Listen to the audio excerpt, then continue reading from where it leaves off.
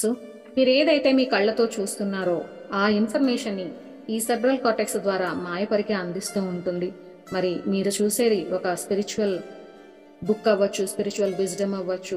ఏం చూస్తుంటే ఆ స్పిరిచువాలిటీకి సంబంధించింది అయితే మీ సెరెబ్రల్ కార్టెక్స్ ద్వారా మాయపరికి అందివ్వబడుతుంది. అప్పుడు మాయపరిలో రకరకాల ట్రిగర్స్ అనేవి యాక్టివేట్ అవుతూ మిమ్మల్ని అసెన్షన్ వైపు వెళ్ళనివ్వకుండా ఎన్నో రకాల మాయా చిత్రాలని మీ మెదడులోకి తీసుకొస్తూ మీ జీవితాల్లోకి మేనిఫెస్ట్ చేస్తూ ఉంటుంది.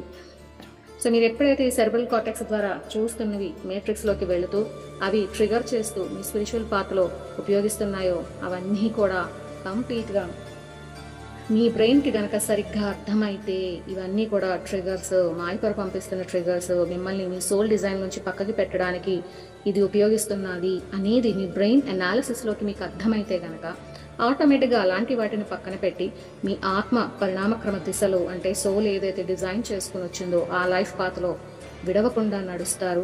అప్పుడు బ్రెయిన్ని కంట్రోల్ చేస్తూ అసెన్షన్ని ఆపాలని ట్రై చేస్తున్న మాయపరకి చెక్ చెప్పినట్టే చదరంగపు ఆటలో.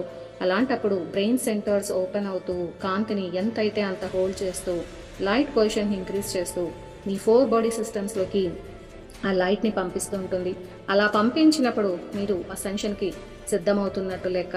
సో మనకున్న బ్రెయిన్ని మనం వాడతామా, మేట్రిక్స్ కంట్రోల్లో ఉంచుతామా అనే దాని మీదే మన అసెన్షన్ అనేది డిపెండ్ అవుతుంది.